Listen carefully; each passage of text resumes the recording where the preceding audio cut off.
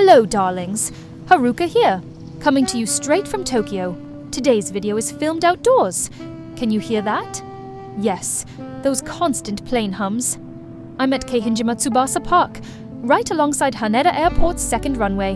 Now, I don't own a car myself, mind you, but I do use a car share service. This fine day, I hopped in and drove all the way out to the deep hills of Chiba for this shoot. I've been posting a few mountain vids lately. If you haven't seen them yet, do give them a search. So, do you love airports? I simply adore them. My very first overseas airport was Kuala Lumpur International in Malaysia. Oh, the thrill of that terminal, with a tropical rainforest right in the lobby. And then there's Paris's Charles de Gaulle, all grand and futuristic with its vast atriums and cascading escalators. Back in my uni days, I flew with Malaysia Airlines, so KLIA holds a special place in my heart. But now, as a proper working gal, I tend to fly with Middle Eastern carriers. My current favourite is Abu Dhabi International. And every early morning flight to Europe, I simply relish a stop at the airport cafe, sipping coffee with an almond croissant, waiting for the plane to take off. It might even be more delightful than the destination itself.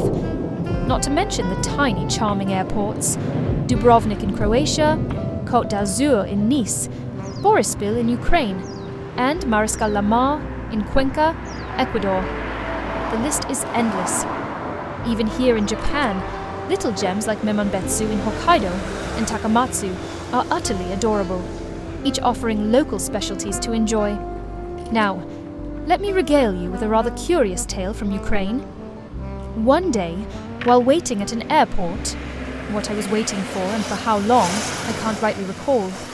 I sat for a bit too long, it seems. Then, from behind me, I heard a steady clomp of heavy boots, like two sets marching in tandem. A tap on my shoulder, and when I turned, there stood a Ukrainian soldier in blue camouflage, probably security. He barked, "Show me your passport." I obliged, and as I did, he pointed at it and said, "This won't do, you'll get caught." Then he declared, "Come with us, we'll sort it out," and whisked me off to the parking lot. There, he demanded, "Fork over 10,000 yen, and you're free." But I remained as cool as a cucumber. You see, I had done my homework back in Japan. In nations that once were communist and later democratized, it's not uncommon for the military or police to ask for a bribe. They say that if you resist, things get very messy, so I knew to comply. Now, 10,000 yen is no small sum, but safety must come first, so I reached into my pocket to hand over the cash. But then, in a sudden flurry, the chaps grew all flustered, snatching the money from my hand and scampering off. Later, I discovered that in such matters, exchanging money in plain sight is strictly forbidden. It puts the military at a disadvantage. The proper custom is to discreetly drop the cash and then make a swift exit.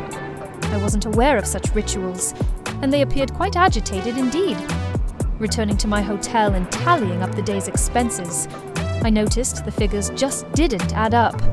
After a bit of sleuthing, it turned out that the bribe I handed over was a 1,000 yen note. A proper laughable mix-up, and lucky for me, it's become a funny story to share. Now, with security concerns these days, many shy away from flying altogether. Yet I still dream of soaring the skies and exploring the world.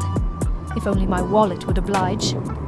Do subscribe to my channel and consider joining my membership to support my little adventures. Until next time, my lovelies, cheerio!